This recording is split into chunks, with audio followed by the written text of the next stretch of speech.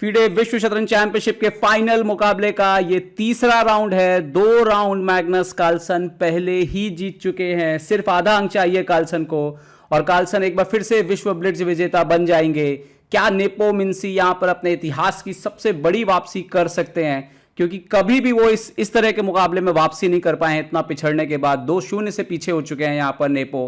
Under 12 में जब दोनों खेले थे एक समय तो अंडर 12 में चैंपियन बने थे नेपो, बट उसके बाद कार्लसन जो उनसे आगे निकले तो कभी भी वो कार्लसन को पीछे नहीं छोड़ पाए हैं। क्या आज वो दिन है जहां पर नेपो वापसी करेंगे या कार्लसन एक बार फिर से साबित करेंगे कि उनके लिए ये जीत आसान है? हाथ मिलाते हुए दोनों खिलाड़ी और नेपो ने C4 खेल करके मैच की शुरुआत कर दी है।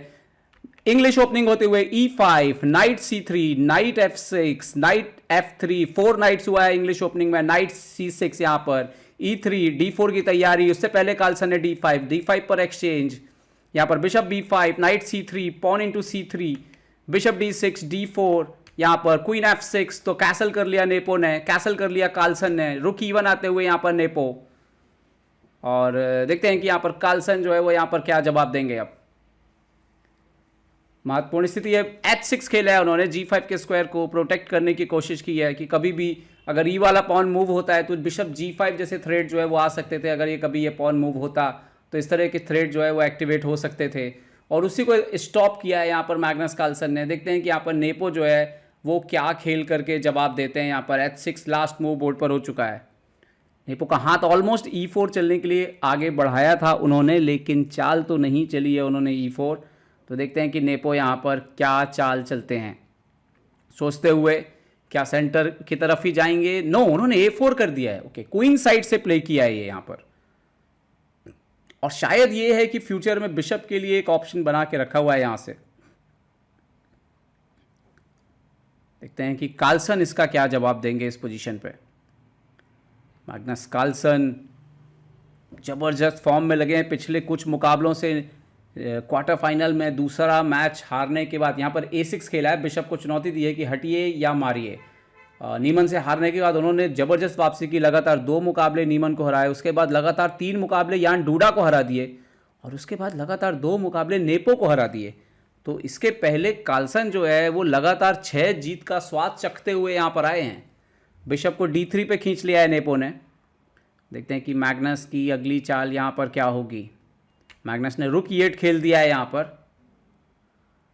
और नेपो फुली फोकस हैं। जानते हैं कि दूसरा स्थान तो उनका सुरक्षित है, सिल्वर मेडल सुरक्षित है, लेकिन बहुत सिल्वर मेडल उन्होंने लिए हैं। गोल्ड से उनका नाता जो है वो ज़्यादा बना नहीं है।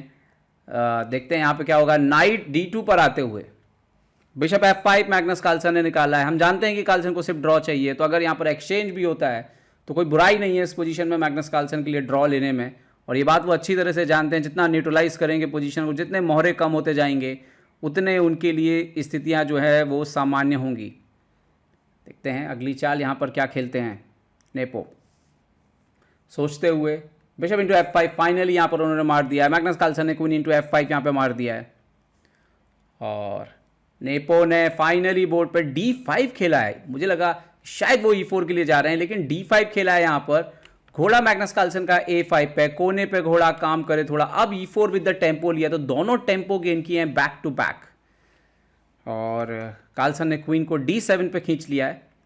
समहाउ A4 के पॉन पे उनकी नज़र है, लेकिन उसका कोई मायने ज़्यादा है नहीं। यहाँ पर नेपो अपने घोड़े को रीग्रुप करते हुए, नया रास्ता उसको दिखाते हुए कि आप जो है बोर्ड पर जो है यहाँ से लौट सकते हैं, इस तरफ भी आगे जो है वो बढ़ सकते हैं। कार्लसन ने C6 करके इमीडिएटली सेंटर को चुनौती दे दी है यहाँ पर, और नाइट E3 आते हुए D5 के पॉन को सपोर्ट लगाते हुए, और कार्लसन ने D5 पे एक्सचेंज किया है। लेकिन क्या ये उनको बेनिफिट देगा, क्योंकि नेपो का घोड़ा सेंटर पर पहुंच गया है, और हम जिसको बोलते हैं कई बार ऑक्टोपस नाइट, बहुत मजबूत नाइट, हालांकि उससे एक कदम पीछे है, 5वें घर पर है, लेकिन बहुत मजबूत है D5 पर भी। क्वीन E6, तो यहाँ पर रुक आए हैं E3 पे। बहुत क्लियर आइडिया है नेपो का, रुक को इधर लेके जाना है और राजा पे दबाव बनाना है।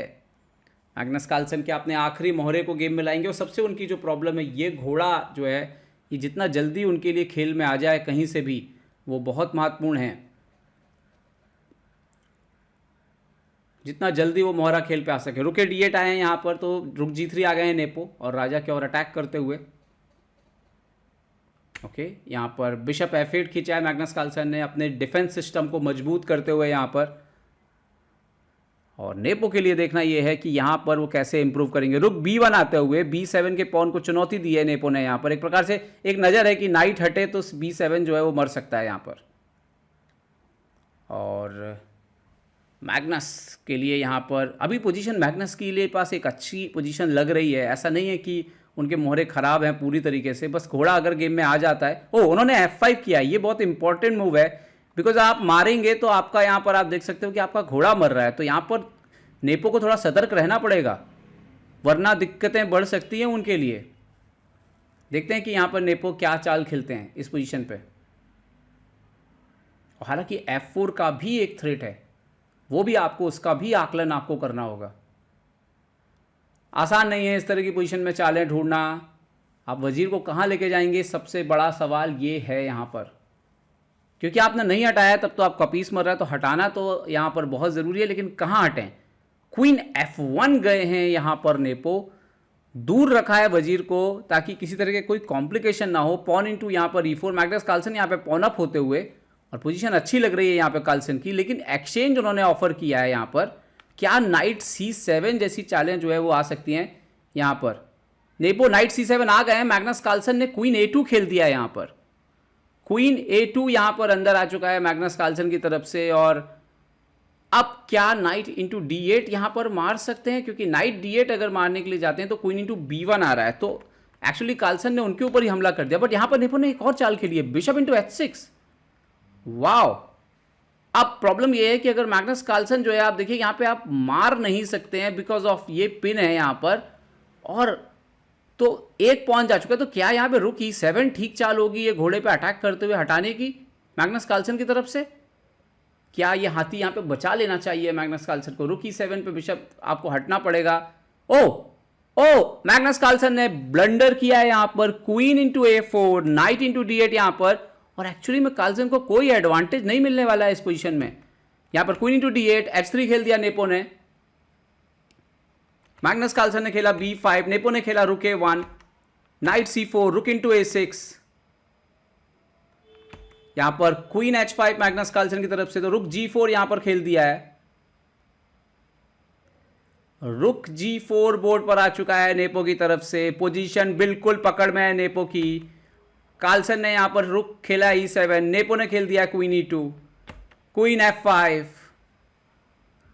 बट आप देख सकते हो कि एडवांटेज कुछ भी नहीं, कोई यहाँ पे कंपनसेशन नहीं है। बिशप E3, रुक मैग्नस कार्लसन अंदर आए हैं, लेकिन यहाँ पर नेपो ने F8 का जो बिशप है उसको पिन कर दिया। अभी बिशप C5 का थ्रेट है, बिशप C5 का थ्रेट है। अब यहाँ पे राजा को आप हट नहीं सकते। क्या करेंगे यहाँ पर मैग्नस कार्लसन? ये पोजीशन मुश्किल की है। Night into E3, pawn into E3, रुक C3 अपना पीस दे चुके हैं यहाँ पर। और पूरी तरह से एक प्रकार से एक आप देख सकते हो यहाँ पर रुक G3 खेला है इन्होंने, नेपो ने।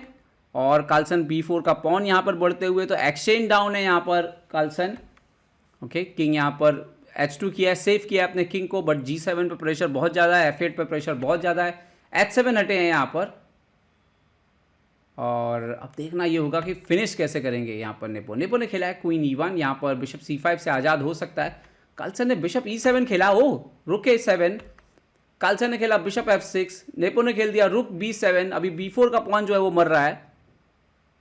और नेपो यहाँ पर एक्साइटेड भी नज़र आ रहे हैं, कॉन्फिडेंट भी नज़र आ रहे हैं। कार्लसन काफ़ी परेशान नज़र आ रहे हैं फिलहाल। तो कार्लसन फिलहाल काफ़ी परेशान नज़र आ रहे हैं। उन्होंने किंग H6 खेला है और यहाँ पर रुक इंटू B4 मारा नेपो ने। इन्होंने खेला रुक E3, नेपो ने खेला रुक G4, इन्होंने खेला बिशप G5, नेपो ने E4 का पॉन मार लिया। यहाँ पर G6 से सपोर्ट लगाया, नेपो क्वीन G3 आते हुए, बिशप F6 हटे कार्लसन यहाँ पर। बट दिक्कत यह है कि पॉन भी अब आप डाउन है और रुक भी, एक्सचेंज भी आप डाउन है। बिशप G5, रुक E4, रुक को पीछे गए। नाउ क्वीन F3 लड़ने के लिए तैयार। यहाँ पर एक्सचेंज होता हुआ, आप सिंपल यहाँ पर एक्सचेंज डाउन पोजीशन है। रुक G4 यहाँ पर आता हुआ, बिशप G5 खेला है मैग्नस कार्लसन ने, रुक G4, यस। यहाँ पर बिशप इंटू E3, रुक इंटू G6, एकदम ही क्लियर माइनस पोजीशन है ये। अब बिशप को किसको एक्सचेंज करने के लिए सामने रख दिया है, हाथी से हाथी। ओ उन्होंने खेला है bishop G1 check, king G2, bishop D4 और यहाँ पर रुक D7 चेक, और यहाँ पे रिजाइन कर दिया मैग्नस कार्लसन ने, क्योंकि थोड़ी देर में ही उनकी चेकमेट हो सकती है बोर्ड के ऊपर।